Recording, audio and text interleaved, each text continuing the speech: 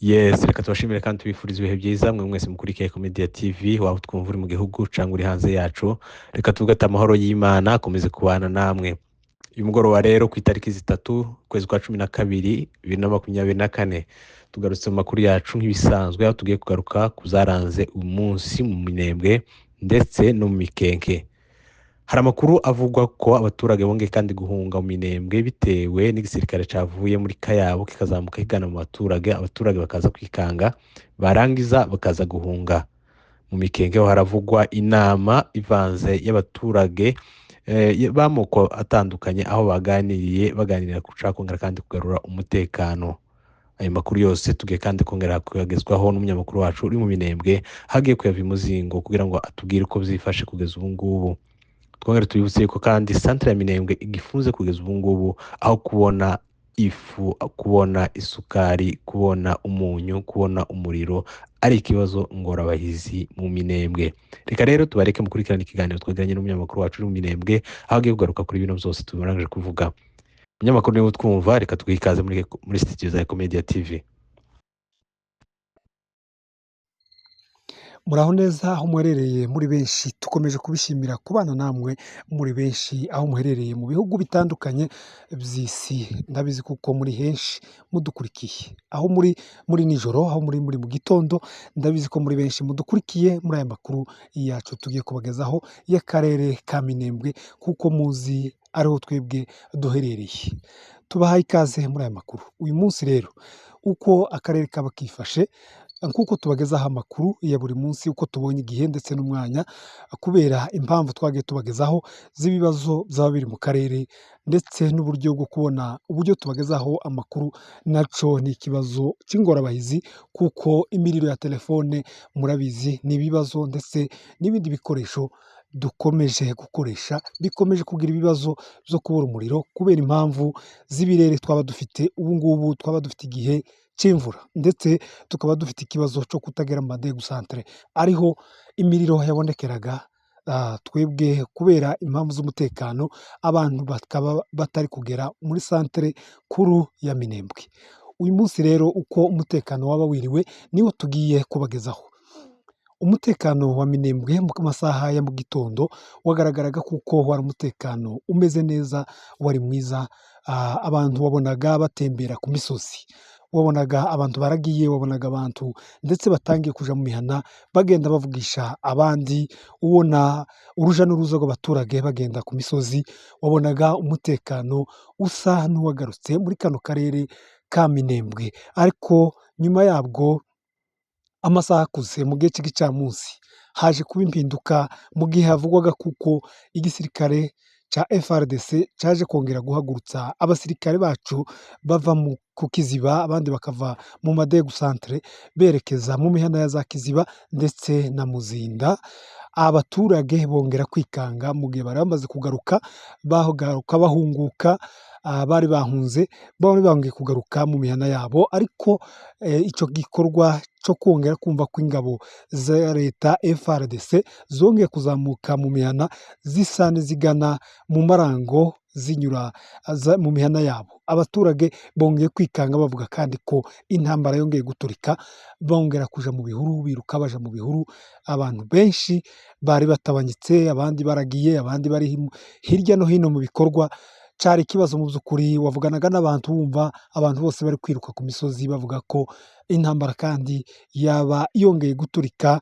Hagati aho Imana yaje gukinga ukuboko, icyo gisirikare kiragenda kigera ahitwa kwa Rusingizwa Bitebetebe, igisirikare congera kugaruka gisubira mu maka yabo.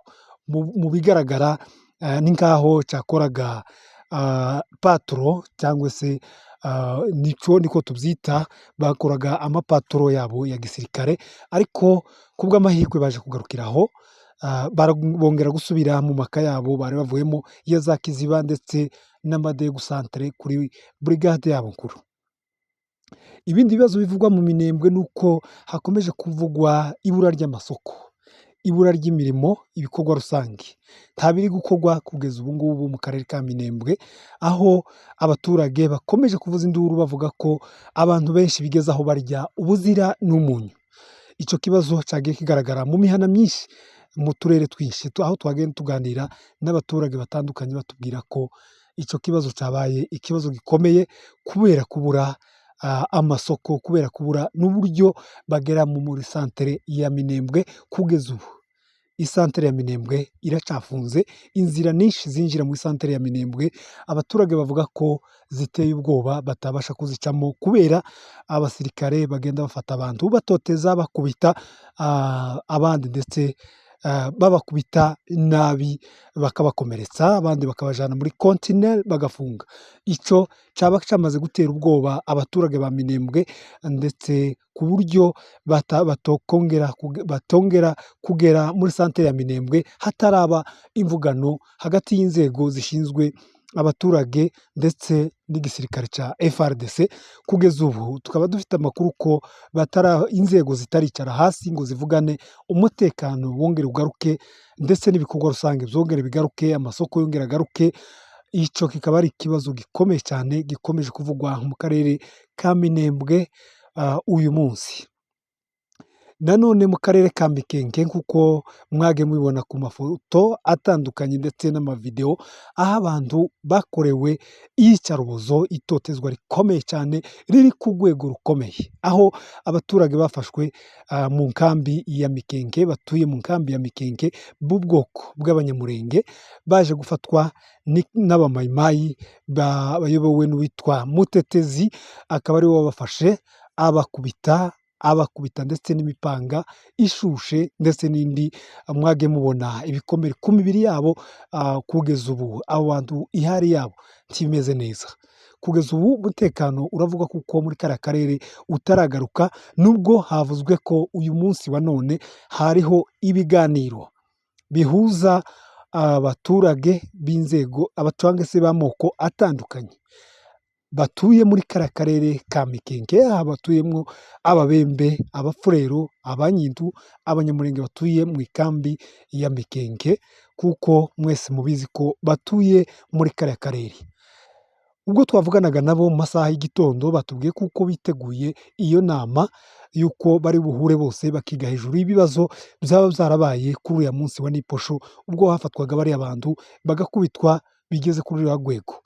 Hanyuma aho twaje kubashaka nyuma yabwo ntitwabagize amahirwe yo kubafatisha ku matelefone, ariko nitubafatisha ku munsi w'ejo tuzabagezaho amakuru y'inama biriwemo uko yaba yagenze, niba umutekano uba wagarutse muri kariya karere ndetse niba hoba habaye ubwumvikane hagati yabo. Igitangaje ni uko Mayimayi Mutetezi yaba yarafatiye bariya baturage mu muhana wa Mikenke, ahatuye ibihumbi by'abaturage bari muri kariya karere b'Ababembe ndetse n'Abafurero, ahari igisirikare cya leta ndetse hari n'igisirikare cya EAC cy'Abarundi gikorera muri kariya gace ka Mikenke.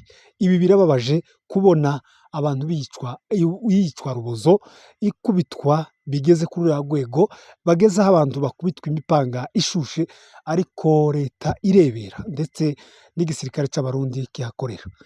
Akaba ari uko akarere kaba kiriwe kuri uyu munsi wa none na kabiri, aho dufite iminsi 3 y'ukwezi kwa 12 umwaka ni uwa 2024.